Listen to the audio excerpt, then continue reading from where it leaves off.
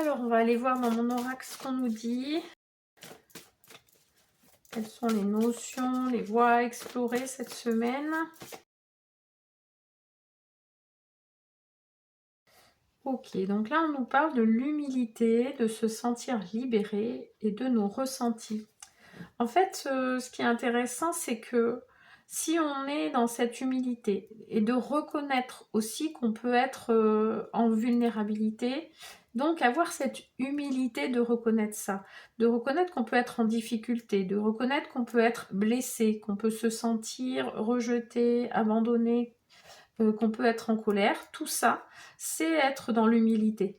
Quand on commence à accepter d'être dans cet état et puis d'accepter de ressentir ça aussi, à ce moment-là, ça peut nous donner un sentiment de liberté, dans le sens où on n'a plus ce poids, où on ne doit pas se sentir comme ça, où on ne doit pas ressentir ça, où c'est pas comme ça que ça devrait se passer, et blablabla.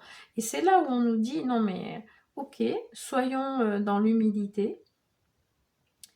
Ça nous enlève un poids et ça nous permet d'accueillir nos ressentis. Ça nous permet d'être à l'écoute de nos émotions, de nos sensations dans le corps pour comprendre ce qui se passe pour nous et pour comprendre que si c'est pas ok pour nous, c'est un signal intéressant, important à prendre en compte pour aller voir plus près ce qui se passe.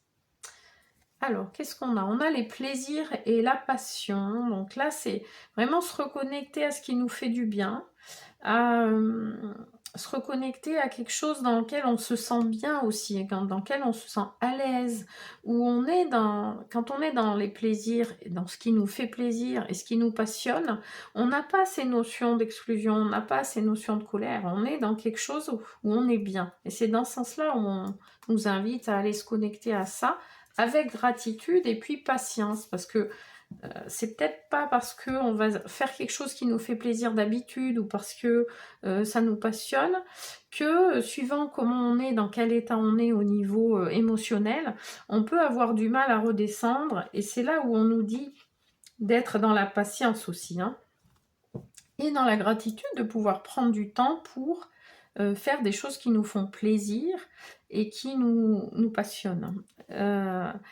Après, c'est vraiment de la gratitude envers soi et puis globalement par rapport à la vie.